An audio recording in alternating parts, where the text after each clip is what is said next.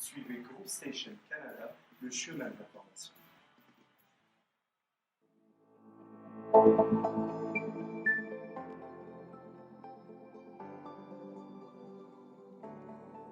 Vous avez une idée de podcast ou d'une émission sur le web? Il est maintenant possible d'enregistrer professionnellement vos émissions web et podcasts grâce à Groove Station Canada. Groove Station Canada, la solution technologique.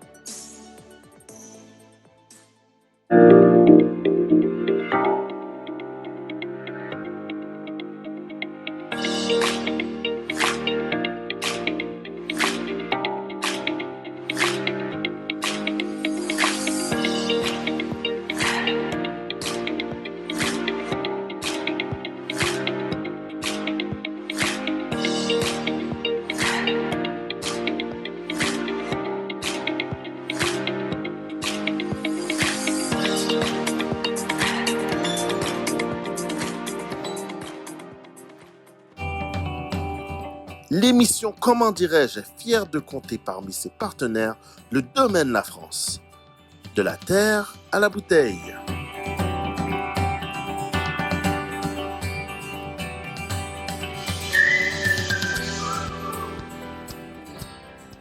Bonsoir et bienvenue à une autre émission de Comment dirais-je.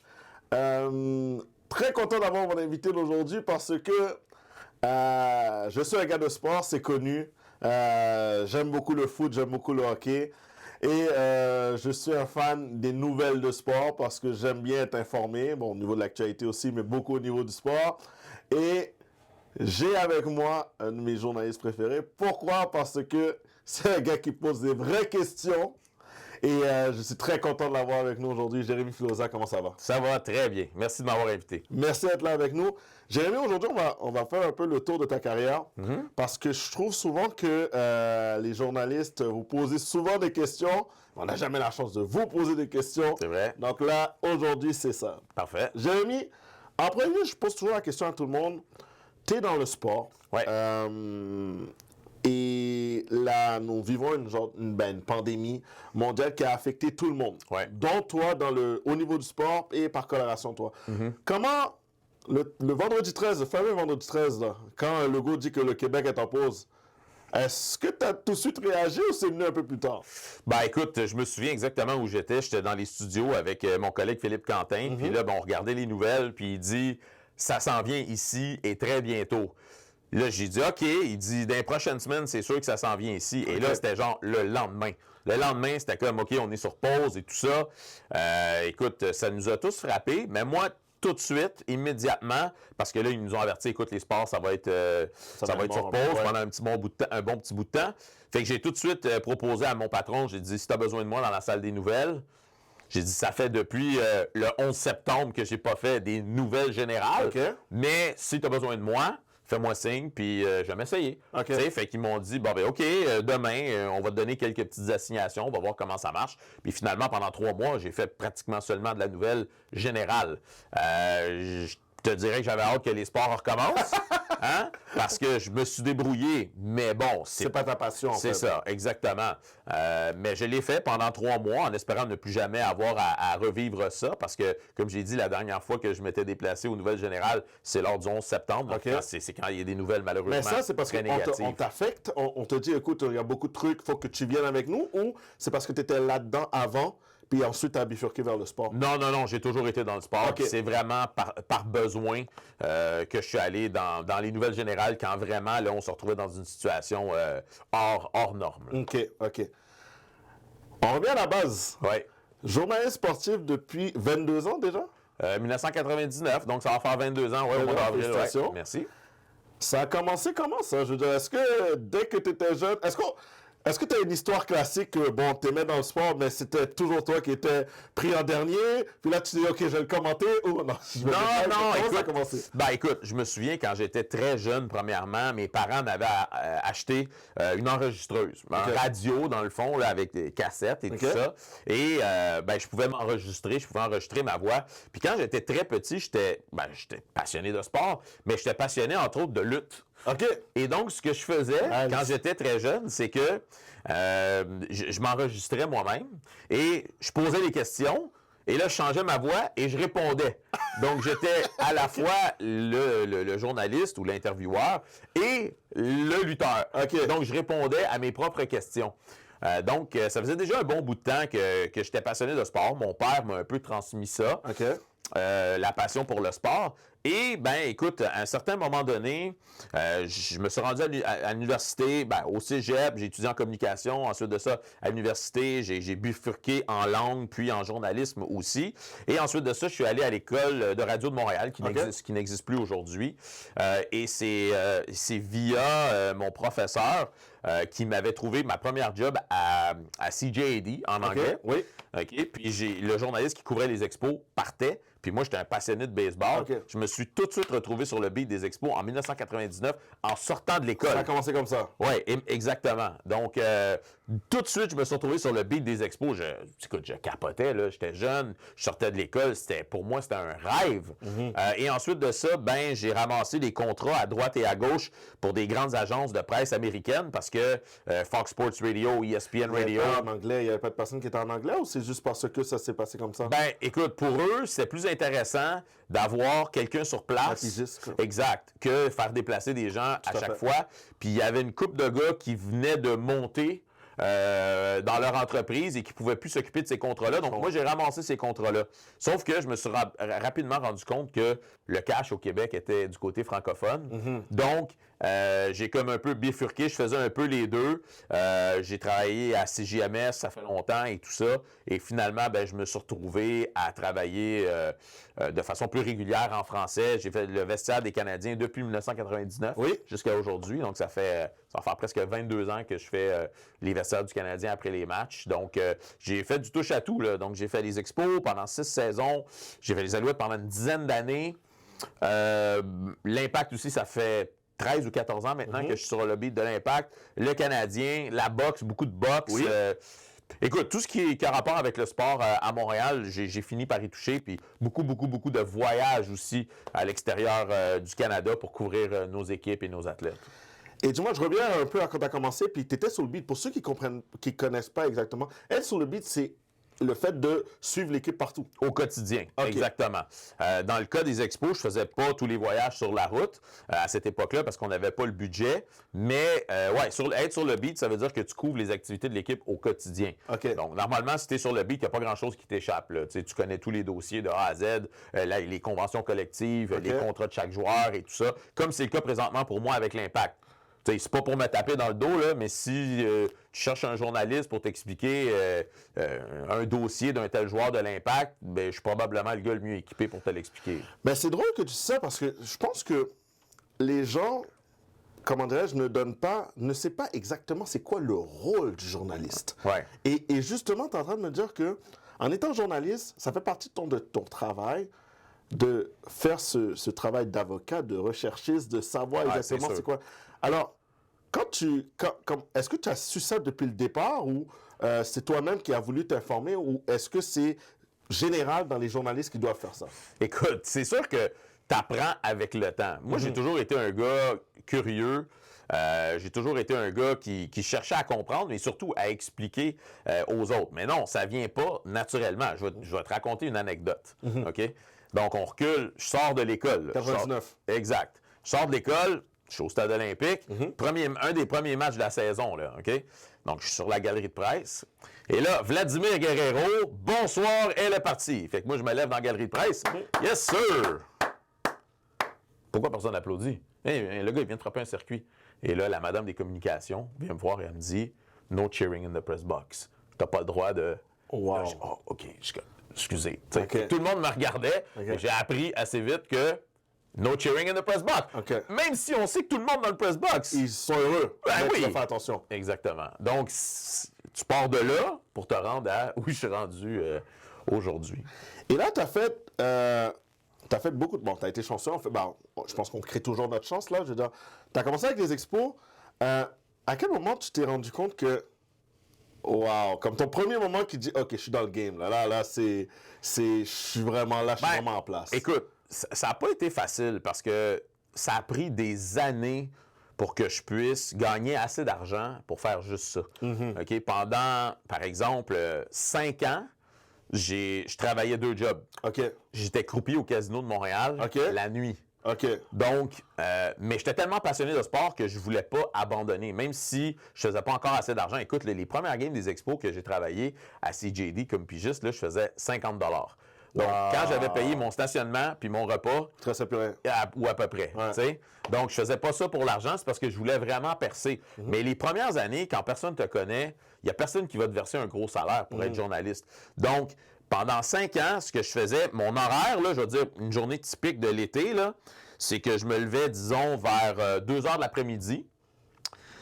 Je me préparais, tout ça, j'allais au stade olympique, j'arrivais vers 3 heures pour le point de presse de l'entraîneur qui était normalement vers 3 heures, 3h30. Ensuite de ça, je préparais mes textes ou mes entrevues. Là, il y avait le match finissait, disons, je sortais du stade olympique vers 11 heures. Puis là, à minuit, je commençais au casino Wow. jusqu'à 6 heures du matin, puis je passais des cartes. Puis là, je retournais chez nous, je me recouchais, puis ça recommençait comme ça.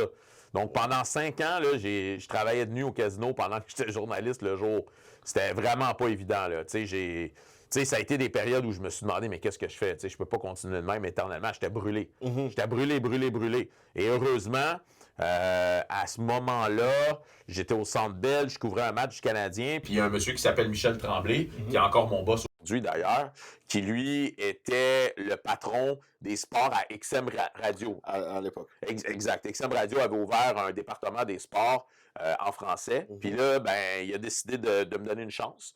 Et à partir de ce moment-là, j'ai laissé tomber le casino. Mais ça a représenté, écoute, je pense que pendant 6 ou 7 ans, T'étais comme ça tous les, je veux dire, de manière c'est ça. régulière. C'est ça, dont 5 ans au casino comme croupier. Wow. Ouais. Mais est-ce que tu as déjà. Qu'est-ce que selon toi t'a aidé, justement? Qu'est-ce que M. Tremblay a vu chez toi pour venir te demander à toi de venir faire le saut avec XM Radio? Moi, je pense que c'est ma détermination. Tu sais, je le dis toujours à tout le monde, c'est que, tu sais, tu peux pas t'attendre à avoir du succès immédiatement dans ta carrière au début, OK? Donc, il faut que tu sois persévérant. Si tu penses avoir les compétences de faire ce que tu fais, je veux dire, à un moment donné, si tu n'es pas capable de calculer puis tu veux devenir, je sais pas moi, un fiscaliste ou un comptable, ça ne marchera pas.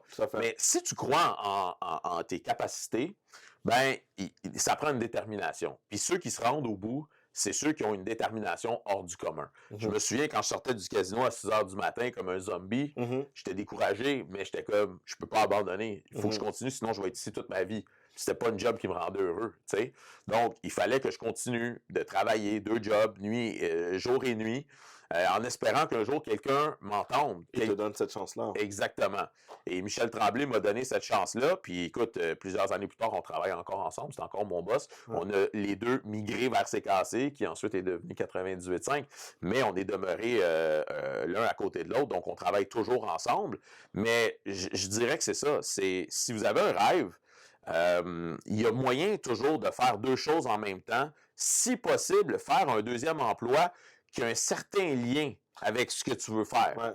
OK? Faut pas trop s'écarter de l'objectif. Exact. Mais faire un autre travail qui va te permettre de faire un petit peu d'argent et tout en gardant cet espoir d'un jour percer dans le domaine qui t'intéresse vraiment. Puis ce que je dis souvent aux jeunes qui nous écoutent, moi j'avais quand même une très très bonne relation avec mes parents. J'ai vécu chez mes parents jusqu'à l'âge de 29 ans. Okay. Mais si mes parents avaient dit à 18 ans, il faut que tu t'en ailles, j'aurais jamais Les choses auraient été compliquées. C'est sûr, parce que là, tu te retrouves avec un fardeau, il faut que tu payes et tout ça. Donc, si vous avez une bonne relation avec vos parents, puis vous êtes capable pendant 3, 4, 5 ans de travailler comme journaliste pour très peu d'argent, mais l'expérience que vous allez aller chercher, ça va éventuellement payer. Mais c'est pas tout le monde qui peut se permettre ça. Mais il y a une chose aussi que tu dis, parce que tu l'apportes dans un certain angle, mais je l'apporte d'un autre angle aussi. Ça fait partie des sacrifices.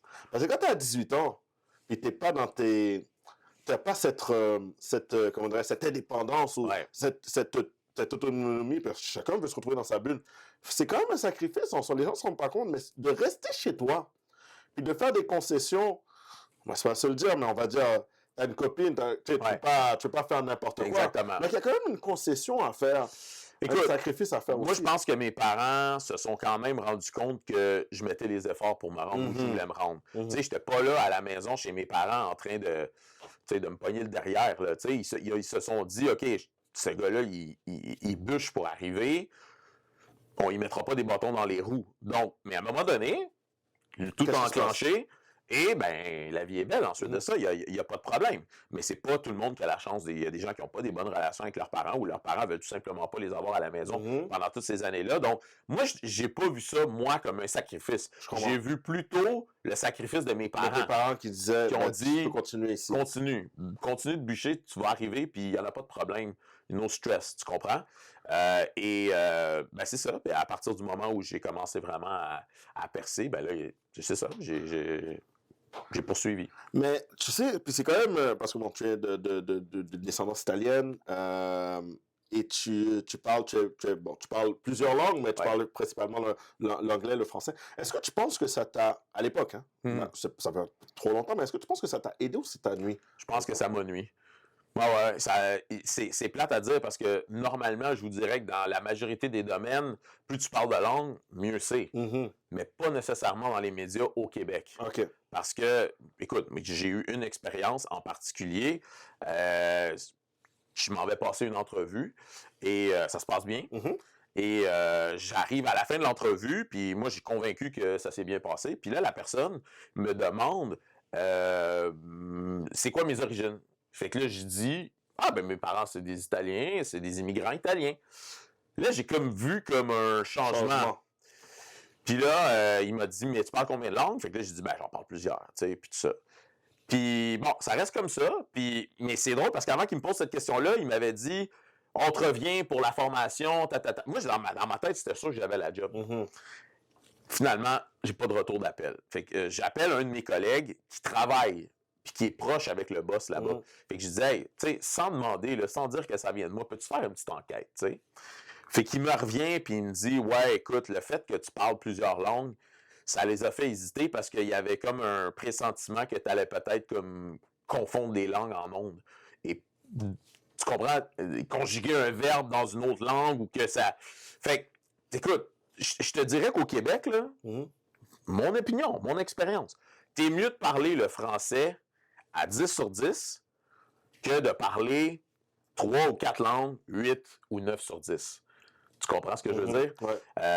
Même, tu sais, puis je veux pas pointer personne du doigt, mais ça fait des années que je couvre le Canadien de Montréal, puis je sais pertinemment que la raison pourquoi il me garde là, c'est parce que mon anglais est 10 sur 10.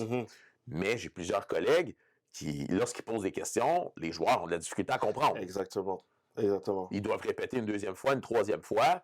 Tu sais, pour moi, dans ma tête, je me dis, si je suis un réseau, là, puis j'envoie un journaliste couvrir une équipe dont 90% des joueurs, c'est des anglophones, je veux m'assurer que mon journaliste soit 10 sur 10 en anglais. Mais c'est pas le cas. C'est pas une priorité. Mais en fait, donc, au départ, ça t'a nuit. Oui. Mais en bout de ligne, c'est... Est-ce que tu crois que... Mais dans mon travail de tous les jours, vite, ça m'aide. Oui. Parce que j'ai couvert les expos, j'ai couvert l'impact. Je veux dire, j'ai pu faire des entrevues en espagnol, en italien, avec des joueurs des deux équipes, parce que, justement, je parlais ces langues-là. Donc, ça me permettait d'aller chercher de l'information que les autres ne pouvaient pas aller chercher. Donc, oui, dans ma vie de tous les jours de journaliste sportif, ça m'a aidé. Mais sur le plan visuel, de la perception des médias envers moi, je pense pas que ça m'a aidé. Puis je regarde autour de moi, puis je vais le dire, bien franchement, puis je parle juste des médias francophones sportifs, on hésite beaucoup à embaucher des gens qui sont pas d'ici. Je veux dire, partout au Canada, il n'y a pas de problème. On voit des Farnham Lalji qui couvrent les Canucks de Vancouver. C'est un hindou, personne ne se pose des questions par rapport à ça. Mais je pense pas qu'un gros réseau sportif québécois télévisuel mettrait Ahmed Aboussaïev dans le vestiaire du Canadien pour dire « c'est toi notre homme, c'est toi qui es sur le beat ». Ça passerait juste pas. Puis je suis assommé de voir que 20 ans plus tard, c'est encore comme ça. Puis, tu sais, encore une fois, c'est pas pour pointer des doigts, mais je regarde autour de moi, dans le monde journaliste sportif, je te parle des journalistes qui travaillent pour des boîtes qui payent des vrais salaires, tu sais. Pas des blogueurs ou quoi que ce soit. Puis je regarde autour de moi, puis je dis, qui sont les autres dont les parents sont des immigrants? Mais il n'y en a pas. Il n'y en a pas. Ou il y en a très, très peu. Puis, toi, tu le vis de l'intérieur, tu sais. Comment selon toi, je pourrais pas te demander quelle est la solution, mais je veux dire, toi là-dedans, je t'ai entendu souvent en parler.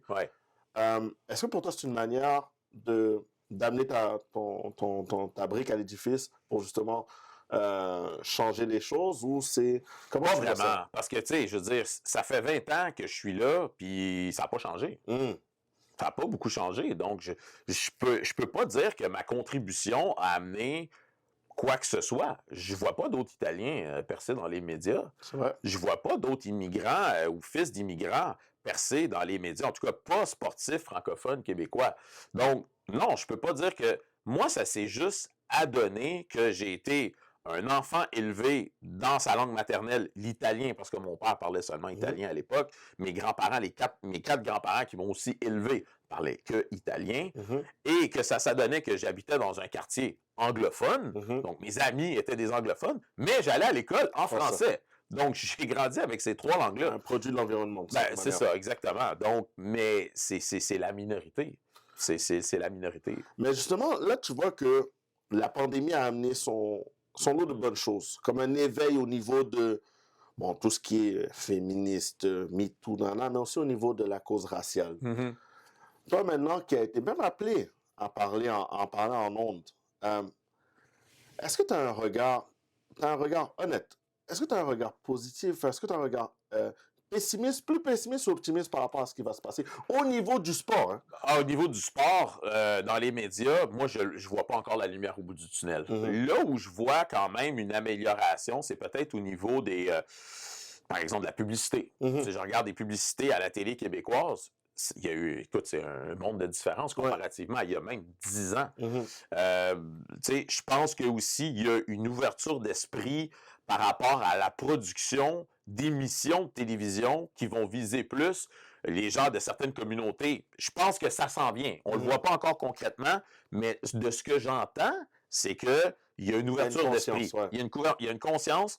Puis je commence à voir, je prends l'exemple de Nouveau, là, qui vient de lancer sa programmation récemment. Pas sa programmation, mais ils ont nommé quelques personnes. C'est d'antenne et tout ça, Exactement. On voit une diversité. Puis je pense que ça, c'est important. Parce que si eux, ils prennent ce pari-là et ça fonctionne, ça va briser des portes, ça va ouvrir des portes. Dans le monde du sport, malheureusement, on n'est pas encore rendu là. Puis je vous dirais que la raison principale, c'est que les patrons, les grands décideurs, sont encore les mêmes qu'il y a 20 ans. Donc, on verra où est-ce que ça va nous mener. Mais non, je ne vois pas encore la lumière au bout du tunnel. Mais vois-tu, est-ce que nous devons voir, y a-t-il une corrélation en le fait de la grande présence du hockey dans les médias sportifs québécois peut venir un peu en lien avec ça? C'est sûr. Écoute, je veux dire, quand on parle de hockey, ici, c'est le sport du peuple. C'est le sport de la nation. Puis j'ai comme l'impression que si on amenait un hindou puis on le mettait dans le vestiaire du Canadien, il y a peut-être des gens en région qui diraient « Non, un hindou pour nous parler de hockey, on n'est même plus capable de se représenter nous-mêmes, parler de notre propre sport, puis tout ça. » Donc, oui, je te dirais que le fait que le Canadien prend 90% de la place dans les médias sportifs au Québec fait en sorte que ça ouvre pas beaucoup la porte. Certainement. Puis on le voit un peu du côté du soccer, puis tout ça, puis ça date pas d'hier. Je me souviens d'à l'époque, écoute, tu te souviens sûrement à l'époque, Coupe du monde de soccer à RDS, Nick DeSantis et Rudy Deliska. Ouais, ils sortent de où, eux autres? C'est la Coupe du monde, on va mettre... on va mettre eux autres, ça va faire. Exactement, ça fait ethnique, tu sais, ça va passer, mais il n'y a pas eu d'évolution au-delà de ça avec les années qui ont avancé. Et je reviens sur ta carrière de journaliste. Oui. Tu fais un travail que souvent, selon moi, c'est un travail qui est... Ingrat? Ingrat. Vraiment ingrat. Ouais. On va commencer sour, puis après on va aller plus dans le sweet. OK. C'est quoi les mots, tu sais là, les côtés de ta job que tu te dis, ça me tente pas. OK. Ça me tente pas. Ça me tente pas. On a combien d'heures pour faire ce show? On a le temps. Écoute, c'est sûr que personnellement, pour être capable de me regarder dans le miroir tous les matins et dire que je sers du mieux possible notre auditoire, c'est sûr qu'il y a des journées où je sais que je me lève, puis je sais qu'il y a un point de presse, puis je sais qu'il y a une question tough qu'il va falloir que je pose. Puis si je la pose pas, je fais pas ma job. Donc, puis c'est sûr que on se retrouve, il y a des situations particulières dans les médias parce que tu es partenaire d'une équipe. Tu diffuses les matchs de l'équipe, donc tu as un partenariat. En même temps, ton objectif, c'est pas de placer l'équipe dans une position embarrassante, mais c'est une question dont tout le monde dans la rue se pose. Et si pour moi, l'amateur dans la rue se pose cette question-là, mais la question, elle mérite d'être posée. Donc, ça, c'est les côtés plus difficiles, puis c'est sûr que ça amène des frictions. Tu sais, on a des échanges continuellement avec les organisations par rapport à un texte qu'on a sorti, un commentaire qu'on a fait en ondes. Puis on est toujours sur cette ligne-là. Oui, la ligne mince, là. En fait. Exactement. Où tu ne veux pas tomber d'un côté où tu es toujours en train de lancer des flèches à l'organisation, mais tu ne veux pas tomber du côté non plus où tu dis toujours que ça va bien, puis c'est beau, puis l'équipe est bonne, alors que ça fait 4 ans qu'il manque les séries. Tu comprends? Donc, ça, c'est le côté le plus difficile, puis ça devient pesant. Parce qu'il faut dire les vraies choses. Moi, mon but, là, par exemple, chez l'Impact de Montréal, c'est que la personne qui m'écoute ait le maximum d'informations à sa disposition pour lui-même se faire une tête à savoir est-ce que la décision qu'on vient de prendre, c'est une bonne décision ou c'est une mauvaise décision. C'est tout ce que je veux, moi. C'est aller chercher le maximum d'informations pour la communauté. Tu sais, je te dirais, je ne sais pas si tu suis un peu notre podcast de IMFC Radio. Oui, tout à fait. Ben écoute, je veux dire, il n'y a rien qui me rend plus fier que d'entendre les gens qui nous écoutent. Il y a quelques semaines, on a fait une émission de IMFC Radio au 98.5. Et ben, on a ouvert les lignes et il y avait beaucoup d'amateurs de IMFC Radio qui ont appelé. Mais quand je les écoutais parler et je saisissais à quel point ils comprenaient tout, ou à peu près, je me disais « Wow, bravo ». Parce que je trouve que l'Impact, souvent, on suit ça de loin, on connaît pas trop ça. Et c'est dommage, parce qu'il faudrait s'y intéresser. Mais aussi, il faut dire que l'Impact avait son travail de communication à faire aussi. Absolument. Que là, maintenant, je pense qu'on était dans un peu en contrepartie du fait de se rapprocher de la clientèle sans donner trop d'informations. Ben c'est exactement ça, c'est l'Impact, c'est toujours leur dilemme. Tu sais, on regarde par exemple, récemment, là, avant la fin des séries, ils ont donné plusieurs entrevues à plusieurs médias, mais ils ont choisi les personnes à qui ils allaient donner les entrevues. Ça veut dire quoi? Ça veut dire, je place mon coach ou mon directeur sportif dans un moment où je pense qu'il va avoir beaucoup d'exposure, mais aussi dans une situation où on n'ira pas lui poser la question ou les questions qu'on ne veut pas que l'information sorte. Comprends-tu? C'est pas moi qui ai eu les entrevues là, dans le temps où on a pitché des entrevues à tout le monde. C'est pas à moi qu'on les a données. Parce que c'était pas pertinent pour eux de me donner une entrevue à moi parce que le but, c'était d'avoir de l'exposure, pas de donner de l'information. Et, ben moi, tu sais, souvent, je vais appeler l'Impact, puis là, je vais dire, hey, tel dossier, c'est quoi qui se passe? Puis là, souvent, ils veulent pas me donner l'information. Fait que là, moi, j'ai deux choix. Soit que je dis, je le sais pas, puis ça reste de même. Puis je réponds aux gens, je le sais pas, quand ils nous appellent en ondes. Ou, faut que je trouve une autre avenue. Tu sais? Donc, Victor Wanyama, pourquoi il est resté au Kenya? Pourquoi il n'est pas venu jouer avec l'Impact en match éliminatoire? L'Impact ne veut pas en parler. Bon, ben écoute, il faut que je me mette au téléphone. Est-ce que je peux rejoindre quelqu'un dans l'équipe nationale du Kenya? Est-ce que je peux rejoindre l'entraîneur? Est-ce que je peux rejoindre un de ses coéquipiers? Est-ce que je peux rejoindre son agent? Ou quelqu'un qui connaît son agent? Ben, tu passes une journée au complète au téléphone à appeler en Europe, en Afrique, partout, en espérant d'avoir des retours, en espérant d'entrer en contact avec quelqu'un pour finalement te faire dire et te faire expliquer qu'il y avait eu des cas de COVID dans l'équipe nationale et potentiellement, peut-être que lui avait la COVID et donc c'est pour ça qu'il n'est pas revenu. Mais c'est pas le fun. J'aurais aimé mieux que l'Impact me dise, écoute, il y a eu une éclosion de COVID au Kenya, et donc... Ce qui s'est passé, c'est une pandémie mondiale. It is what it is. It is what it is. Il n'a pas pu prendre l'avion parce qu'il n'était pas certain, à cause qu'il y a eu des faux cas positifs, whatever. Ben moi, j'ai passé une journée complète là-dessus. Mais est-ce que ça a fait le front page? Non. Mais au moins, ce dossier-là, on sait qu'est-ce qui est arrivé. Voilà. Mais est-ce que tu as le sentiment, souvent, d'être un peu l'éléphant dans la pièce? Puis de sorte de... Comment dirais-je? D'être... parce que tu es reconnu comme étant un journaliste qui a le franc-parler, qui pose des vraies questions, qui fait la sale job, entre guillemets. Oui, puis tout le monde... Les autres ramassent la quote aussi, là. Exactement. Ils la passent en Voilà. Ouais. Puis, te connaissant depuis un certain temps, les gens voient ça comme ça. Mais en fait, à la base, c'est ton travail. Sauf que c'est fatigant. Exactement. C'est Donc, quoi ton ressenti par rapport ben, à il y en ça? a beaucoup qui abandonnent. Puis ils se disent, ben, l'autre va la poser la question. Ou, tu sais, s'ils savent que si moi je suis là dans le point de presse, c'est sûr que je vais la poser la question. Donc, c'est fatigant de toujours être le fatigant. Donc, il y en a plusieurs qui, écoute, ils posent la question facile, la question softball, comme on dit. Ils vont rester sur le point de presse, puis en espérant que quelqu'un la pose, la question, puis ensuite de ça, ils vont ramasser C'est le bon la Jérémy qui la citation. pose. C'est ça, exactement. Mais ça use, parce que tu sais qu'après ça, il y a des conséquences. Il y a des coups de téléphone qui s'en viennent. Puis là, il va falloir que tu fasses de la gestion, puis tout ça, puis que tu t'expliques.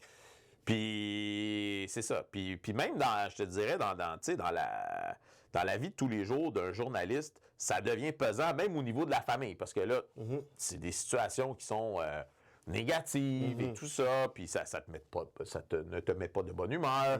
Et donc, ouais, il y a tout ça à gérer aussi. Et comment tu composes justement avec du côté familial? Parce que j'imagine que des fois, tu peux te sentir malheureusement seul parce que tu te retrouves à te poser une question. Souvent, la question qu'on veut pas, mais toute question doit se poser. Tu as un peu ce stress-là au niveau de tes employeurs. C'est, est-ce qu'il aurait dû poser cette question-là? Il y a le côté du partenariat avec l'équipe. Ouais. Puis à part ça, tu es vu comme le mauvais. Tu retournes à la maison. On dit, sur Twitter, ici, comment tu gères ça au niveau familial et personnel? Bon, écoute, c'est sûr que les médias sociaux, ça fait longtemps que ça ne m'affecte pas. plus Ok. parce que, écoute, je comprends que ça fait partie de la game. Il y a des gens qui t'aiment, il y a des gens qui t'aiment pas. Puis, honnêtement, puis ça, ce que je dis toujours à ma conjointe, c'est que souvent, quand on regarde sur les médias sociaux, tu as 9 bons commentaires, tu en as un mauvais, mais tu retiens le mauvais. C'est Pourquoi? ça. Il y en a 9 bons. Donc, moi, ça, j'ai appris à gérer ça. Ça ne m'empêche pas de dormir. Mais c'est sûr que c'est important d'avoir l'appui de ton patron. Je veux dire, si ton patron, il dit, écoute, là, stresse-toi pas avec ça, là, la question, elle se devait d'être posée, tu as bien fait de la poser, il n'y a pas de problème. Si ton boss te met de la pression et dit, regarde, laisse faire ce dossier-là, sacre-leur la paix, puis même si on n'a pas, c'est pas grave, ben là, c'est ça. Là, tu t'en trouves. S'enbrimer dans ta position. Ben, c'est ça, exactement. Donc, ça prend l'appui de ton patron et tout ça. Puis, il faut que tu essayes le plus possible de ne pas ramener ça à la maison. Tu sais, moi, dans un sens, je suis un peu chanceux parce que ma conjointe n'a pas vraiment d'intérêt pour le sport. Donc, Et elle comprend la réalité aussi. ah oui, parce qu'elle est un peu dans la même situation que moi, elle est journaliste aussi, mais c'est pas vrai que je vais rentrer à la maison, commencer à lui expliquer tout ce qui se passe dans le monde du sport ou les difficultés que je peux avoir en tant que journaliste à tous les jours, parce que ça devient pesant. Donc, tu sais, je peux lui dire, ben, ça n'a pas été une bonne journée, tu sais, il y a eu tel accrochage, mais écoute, je suis chanceux parce qu'à l'intérieur de ma maison, tu sais, les choses se passent très, très, très bien, donc je sais que quand je rentre à la maison... On met ça de côté. C'est ça. Mais peut-être que c'est ça le fait, justement, d'être avec quelqu'un qui comprend la réalité assez et qui n'a pas nécessairement d'intérêt, ce qui fait en sorte que quand tu rentres à la maison, tu es dans un havre de paix d'une certaine manière et tu passes ta vie dans le sport. J'imagine que des fois, c'est bien de s'accorder une certaine pause, même si tu es passionné par ça. Oui, exactement. Ce qui est difficile, puis ça, je vais l'avouer, c'est que moi, je suis une personne... Tu sais, ça me surprend toujours parce que même récemment, j'ai envoyé des courriels à des gens qui sont dans le domaine, là, que ce soit à Toronto ou quoi que ce soit. Et puis, j'ai pas de retour. J'ai même pas un retour de courriel qui dit « Ah ouais, merci, on a reçu telle affaire, blablabla. » Je me dis, comment les gens font pour travailler? Moi, je réponds à tout le monde. J'ai 23 700 abonnés sur Twitter. C'est des centaines et des centaines, je vous niaise pas, là. C'est des centaines de messages que je reçois par jour, que ce soit sur Twitter, Facebook, Messenger, LinkedIn, par courriel. Les gens trouvent mon courriel, par texto. Je te niaise pas, là. Ça me prendrait quelqu'un pour gérer ça pour moi. Mais je tiens à répondre à tout le monde. Je réponds à tout le monde. Peu importe qui vous êtes, si vous m'écrivez, 99% des chances, je vais vous réécrire. Ça devient compliqué. Parce que si tu veux continuer de faire ça, dans une vie de famille, tu regardes un film, hop, ton message, il y a quelqu'un qui t'écrit. Hop, tu soupes avec ta copine, hop, et les gens qui t'écrivent. À un moment donné, ça devient pesant. Ça devient très, très, très pesant au nombre de messages qu'on reçoit dans une journée. Parce que c'est comme si tu deviens une personnalité malgré toi, Ouais. d'une certaine manière. Puis tu sais, je comprends les gens qui se disent, regarde, je veux dire, c'est des étudiants. J'ai un projet d'école, je fais un projet d'école sur l'impact. Est-ce que tu pourrais m'aider? J'ai des simples partisans. Hey, comment ça se fait que tel joueur est parti, il n'a pas signé? Là, j'ai des gens qui m'écrivent de toutes sortes. De toutes sortes. Ça n'arrête jamais. Mon téléphone, là, il faut que je le change 3 fois dans une journée, là, parce que, tu sais. Puis ça, c'est comme j'ai un peu de la difficulté à dire je réponds plus. Stop. OK. Je réponds plus. Si je te réponds pas aujourd'hui, je vais te répondre demain parce que c'est dans ma personnalité. Moi, j'aime pas me faire ignorer. Puis si quelqu'un m'écrit, peu importe qui il est, que ce soit un jeune Tu vas pas lui étudiant, faire la même chose. c'est ça exactement. Je veux répondre. Les gens souvent me disent, écoute, j'ai passé 2 heures mardi soir avec un étudiant universitaire qui faisait un projet sur l'impact. 2 heures sur un Zoom avec lui pour l'aider dans son projet. Puis il m'a dit, tu sais, je te remercie, puis tout ça, d'avoir passé ce temps-là. Puis j'ai dit, moi, quand j'étais étudiant, là, j'en ai envoyé des courriels. Personne ne me répondait. Personne. Personne. Puis je trouvais ça tellement poche, puis plate, que personne m'écoute, que personne retourne mon message. Ouais. Puis j'ai dit, moi, je ferai jamais ça. Je suis pareil comme toi à ce niveau-là. Tu sais? Ça m'amène à quelques questions à rafale. OK. OK? En premier lieu, on va commencer avec le bon, là. Tu sais, habituellement, je commence avec le sour, là, je commence avec le sweet. Parfait. Si je devais te demander, je peux pas te demander la meilleure entrevue, mais un top 3 de tes entrevues. Top 3 de mes entrevues. Ben écoute, c'est sûr que, je sais pas si c'est top 3 de mes entrevues, mais les gens vont peut-être se rappeler, si je recule il y a 3-4 ans, là, l'Impact perd un match. Ça fait quelques matchs de suite qu'ils perdent. Ouais. Et là, je suis dans l'après-match, je suis au stade Saputo. Je suis seul, Arcadio est au vestiaire pour aller recueillir les commentaires des joueurs. Et là, toc, toc, toc, dans la porte de mon studio au stade, c'est Joey Saputo. Et Joey, il me fait signe, je veux embarquer. OK. Il me fait signe, là, donne-moi le casque, j'embarque. Bon, j'ai dit, ouais, pas de problème. Il rentre dans le studio et là, ben, on commence à parler de l'équipe et c'est là qu'il fait la fameuse déclaration. Est-ce qu'on devrait garder Piatti ou on devrait le laisser partir et embaucher 3 joueurs à 1 million ou en tout cas, peu importe. Mais là, c'est sûr que à brûle pour point, les gens sortent du stade, ils sont frustrés, l'Impact vient de perdre, il est en onde avec moi, là, il s'exprime puis il est à cœur ouvert.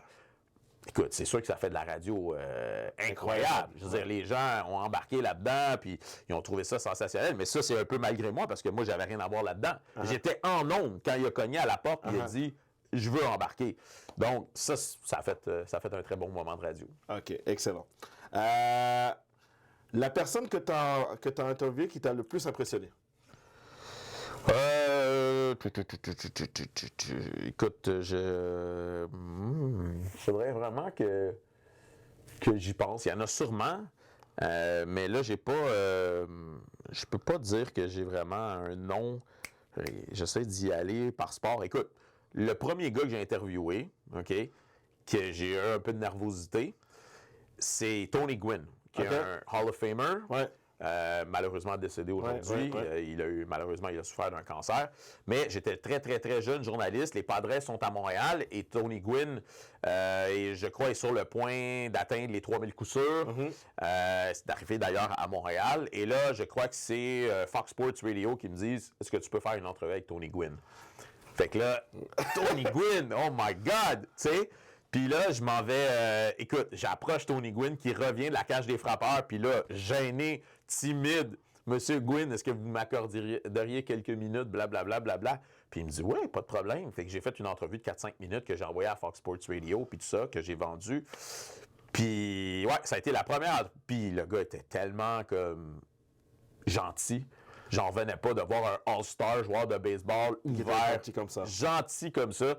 Puis ça m'a un peu soulagé parce que j'étais vraiment nerveux, là.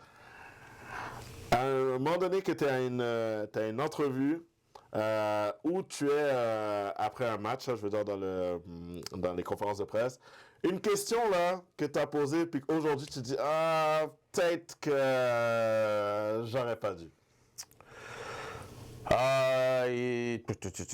J'essaie de penser. Ben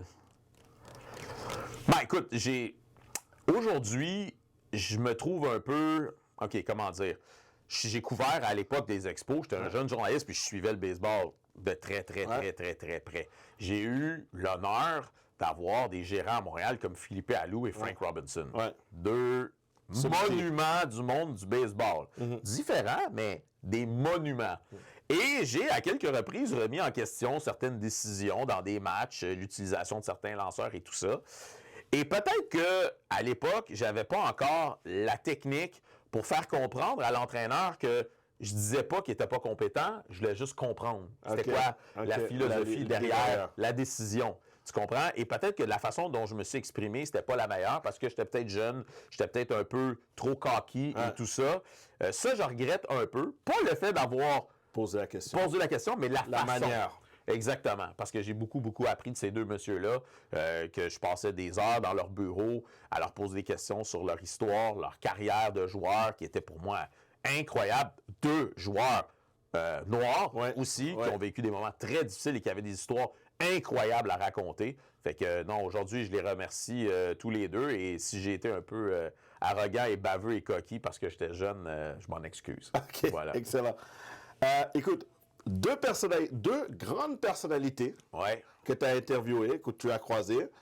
Celle avec qui tu t'en vas prendre un café, puis c'est ton copain. Ouais. Puis l'autre que tu respectes, mais c'est pas avec lui tu vas prendre un café demain la veille. Ben écoute, celui que je respecte énormément, puis ça je l'ai toujours dit, puis à un moment donné, quelqu'un m'a posé la question, si ton fils avait à prendre un athlète comme modèle, ce serait qui? J'ai toujours dit Patrice Bernier. OK.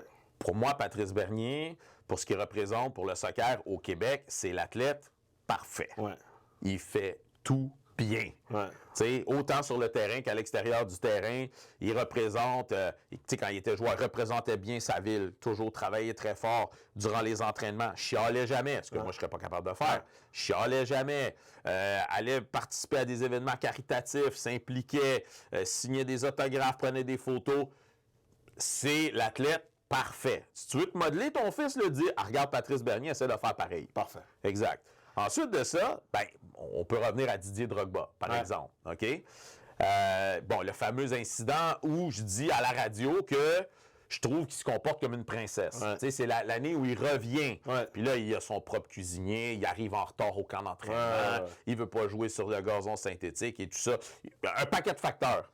Et là, je dis en ondes que je trouve qu'il se comporte comme une princesse. Et là, ben, il y a quelqu'un qui lui rapporte ça, comprends-tu? Lui, il apprécie pas et tout ça. Mais ça veut pas ça veut pas dire que je respecte pas le joueur, l'athlète, ce qu'il fait sur le terrain. Et c'est pas personnel. Ce que je trouvais qu'il se comportait comme une princesse. Et je l'ai dit, puis je le regrette pas, c'était ça, la réalité. Et là, écoute, ben, on voyage ensemble, tu sais. Là, on se parlait plus après cette affaire-là. Et là, à un moment donné, on prend un vol, puis on est assis à un côté de l'autre. Fait que on s'explique, tu sais, j'explique mon point de vue pour comprendre que dans le mot princesse, lui, il y avait une autre interprétation. OK. OK? Que, je sais pas, peut-être personne lui a expliqué ou whatever. Lui, il interprétait ça différemment. Le mot princesse, c'était pas exactement peut-être la façon dont nous, on voit ça au Québec. Quand tu dis quelqu'un est princesse, comme ça veut dire que... en fait. C'est ça, exactement. Lui, comme il comprenait ça un peu différemment, bon, pour finalement dire, OK, bon, mais c'est beau, tu sais, on passe à d'autres choses, puis tout ça. Mais, bon, c'est ça. Je te dirais que c'est un gars avec qui j'ai eu un petit accrochage. Mais je regrette pas. C'était ça ma job, malheureusement. Il fallait que je le dise. Là, ta carrière, elle est pas prête de terminer. On continue à avancer. Dis-moi quel serait l'athlète que si je te donnais le choix, là, aujourd'hui, là, un athlète que tu n'as pas encore croisé, là, que on peut t'accorder une entrevue, ça serait qui?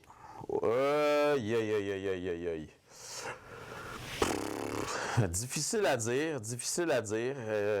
J'essaie de voir là, dans tous les sports, il y a des gars que je respecte beaucoup, dont j'ai jamais eu la chance d'interviewer. Par exemple, Hank Aaron. Si on pouvait revenir dans le temps, j'interviewerais peut-être Jackie Robinson. Malheureusement, ce ne sera jamais le cas. Écoute, il n'y a plus grand monde, je te dirais, qui... Tu sais, où j'aurais une nervosité. Il faudrait vraiment que ce soit quelqu'un de mon enfance. OK. Tu sais, par exemple, je vais donner un exemple stupide. Hulk Hogan. OK. Je serais nerveux d'interviewer Hulk Hogan. Parce que pour moi, en tant qu'enfant, c'est ça, exactement. Tu sais, j'ai fait des scrums avec Tiger Woods, par exemple. Donc, j'ai été très, très, très chanceux. Mais, écoute, je dévie peut-être du sujet, mais je ne sais pas combien d'entrevues je vais faire encore parce que, écoute, de la manière dont les médias avancent, je remets un peu en question ma carrière dans les médias, comme journaliste. Je ne sais pas pendant combien de temps je vais continuer de faire ça parce que je vois que ça commence à être compliqué. D'œuvrer dans ce domaine-là, de bien gagner sa vie, d'être capable de travailler avec liberté et tout ça. Donc, je regarde ça. Puis je ferme pas la porte peut-être éventuellement à dévier, à aller vers d'autres choses. OK. Ouais. OK. Ouais. Peut-être toujours rester dans le domaine du sport. Mais peut-être de prendre un différent rôle. Ouais, parce que, tu sais, je veux pas avoir à... Écoute, moi, j'ai vécu la fin des belles années des médias. Là. Ouais. OK, the golden age des médias, fin des années 90. Après ça, on a commencé à plonger, à piquer du nez. Puis là, ben, ça continue. Puis c'est un domaine qui devient précaire. Mhm. Tu sais, donc, on verra où est-ce que ça va m'amener, mais ça me porte à réfléchir. Ouais. Vraiment. Je n'espère ne pas voir ce jour-là bientôt parce que tu es un journaliste que je respecte beaucoup. Jérémy, merci de ton ouverture, merci de ton Ça fait honnêteté. plaisir. Et j'ai bien hâte au jour où tu vas m'appeler pour me dire que tu vas pouvoir écrire un livre de toutes ces anecdotes-là. Peut-être. On verra. Mais merci beaucoup d'être venu avec nous Ça me fait plaisir. à Comment dirais-je. Ça me fait plaisir. Merci de m'avoir invité. Merci. Vous suivez Groove Station Canada, le chemin de l'information.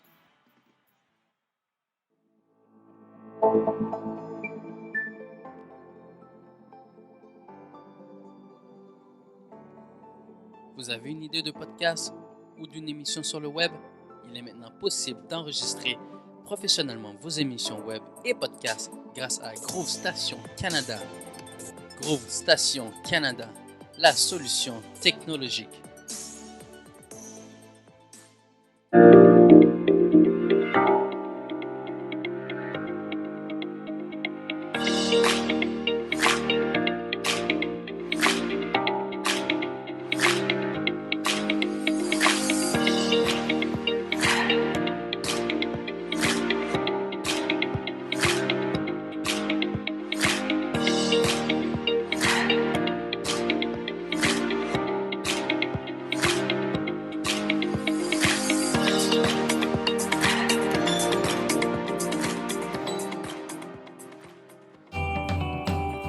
L'émission Comment dirais-je est fière de compter parmi ses partenaires le domaine La France. De la terre à la bouteille.